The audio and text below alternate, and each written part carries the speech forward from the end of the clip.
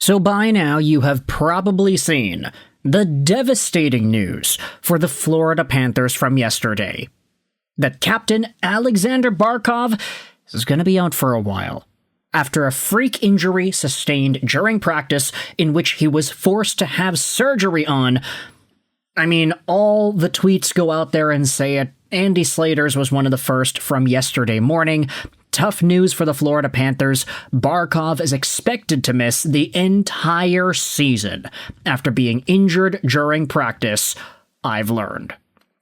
Now, of course, we did have ourselves an official Florida Panthers statement on the matter. Let's just pull that up right here. Captain Aleksander Barkov suffered injuries to his anterior cruciate ligament and medial collateral ligament at yesterday's practice. Yesterday, he underwent successful surgery by Dr. John Uribe at Baptist Health Doctors Hospital. He'll be reevaluated on an ongoing basis, and the expected recovery timeline for these injuries is 7 to 9 months. Now, 7 to 9 months is not specific. There's literally a 2-month gap in between the low and the high. But depending on how quickly Aleksander Barkov is able to recover, this guy is probably going to be out for the Olympics. He's going to be out for most likely the entire regular season, and then even a good chunk of the playoffs. But here, wait a minute, folks. Just because we can think about him coming back during playoff time doesn't necessarily mean we can guarantee that the Panthers even make the playoffs, right? I mean, you take a look at what the Florida Panthers have right now. No Matthew Tkachuk, he's out till January. No Alex Barkov, he's out till April. This is the team on paper, and I'd say that the team is definitely weaker without the presence of those two superstars. But why am I even making a video talking about the idea of Florida missing the playoffs, or them not doing as well because Barkov's out? Surprise, surprise, Barkov's a good player, so losing him will make your team worse, right? Why is that the topic of today's conversation? Well, it's because of a talking point posted out there by Marco D'Amico. Look at this. The fact that Aleksander Barkov is out is a massive blow for the Panthers, who are already without Matthew Tkachuk till at least December. The Atlantic will be a little more interesting this season, it seems. The reason this tweet is relevant is because Marco D'Amico expanded even further yesterday morning. Not that I think it'll come to this, but it's worth noting that the Florida Panthers' 2026 first-round pick is not protected. The condition was the pick sliding to 2027 if the Panthers traded their 2026 first before the 2025 draft, which they did not. This could give the Chicago Blackhawks 2 shots at the lottery. Marco D'Amico, what did you just do?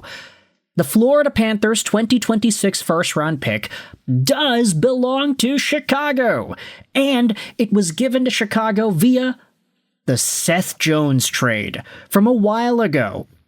This trade happened on March 1st, 2025, where the Chicago Blackhawks sent Seth Jarvis, oh my goodness, did I just say that? Oh my gosh. Seth Jones over to the Florida Panthers with $25 million salary retained. The acquired cap hit is $7 million. He was in year 3 of 8, so his contract goes on till 2030. $7 million a year for the Florida Panthers. Seth Jones is going to be on their team. Pretty good player, I'd say, especially in that system. He was a lot worse in Chicago. I don't know if you noticed. But the Florida Panthers acquired Seth Jones and a 2026 fourth-round pick from Chicago in exchange for Spencer Knight and that 2026 first. What was Elliot Friedman talking about? The entire 32 Thoughts podcast this past week. He was talking about how 26 first-round picks are seen as a commodity nowadays, because NHL teams that are looking to acquire big names, like Seth Jones, for example, at the trade deadline, or other names throughout the course of the offseason, these other teams might be scared of trading away their first-round picks, because this upcoming draft there is a superstar prospect so good that he can be seen as the next franchise guy.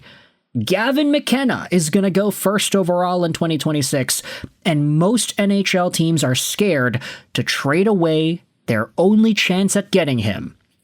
At least this early on into the fray. Florida did it last year during the playoffs during the trade deadline, excuse me. Yeah, they didn't trade away the pick during the playoffs, but they loaded up for the 2025 playoffs because they knew, hey, we won a cup in 2024, we could do it again 2025. That's exactly what they did.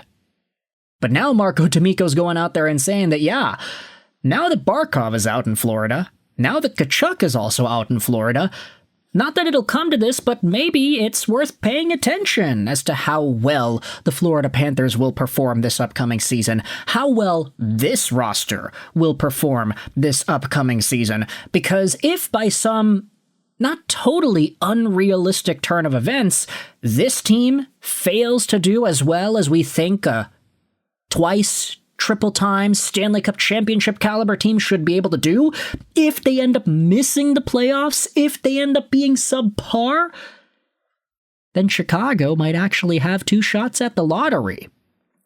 Now, all of the replies are going out there and saying, okay, yeah, I mean, the Panthers, they're not even close to a lottery team. The Panthers aren't close to being a lottery team, even with Barkov missing the whole year. Get out of here, LOL.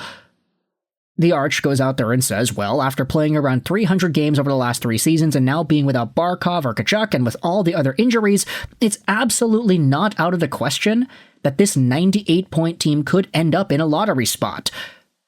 And that, I think, is an underrated point about it, too. Head over to the NHL standings from the 2024-2025 season. Might I remind you, the Florida Panthers, they were here, 98 points in 82 games played. Yes, a playoff team, but they weren't one of the top teams.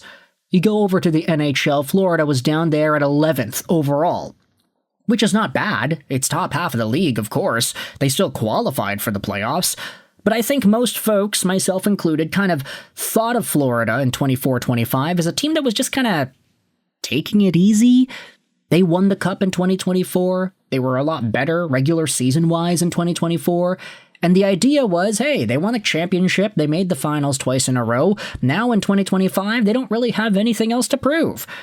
Which is why they ended up acquiring Seth Jones at the trade deadline and making that big trade for a 2026 first. They were like, hey, screw it, let's just make a trade. Let's try to get a big-name guy. Seth Jones has term, so we don't have to go through the entire re-signing thing with him, and we can play him better than Chicago did, which is exactly what they did. He was a lot better with Florida than he ever was with Chicago, that Seth Jones was. But the cost was that first-round pick. Of course, the Panthers don't care about it anymore. They won 2 straight cups, and they could probably win a third, depending on how well this roster does without Barkov and Tkachuk. But the point is, Florida was still a 98-point team. Whether or not you believe they were just holding back, or you believe this is the actual caliber of tier they are at, remains to be seen. Because they did that with Barkov and Tkachuk, and now they don't have those guys. So the question should be mentioned here. Because Chicago is going to be bad this upcoming year, they're going to have a shot at getting Gavin McKenna. Is it worth paying attention to that Florida Panthers first-round pick? And do you think it could actually give Chicago another chance at getting Bedard's cousin? If you enjoyed this video, let me know in the comments section below. Leave a like rating. If you did not enjoy this video, then hey, feel free to hit that dislike button. It's totally your prerogative. Comments help out with the algorithm, so I very much appreciate that. But I want you to let me know what you think about this Barkov situation. Could it be helping out Chicago with McKenna? I hope you enjoyed this video. And bye.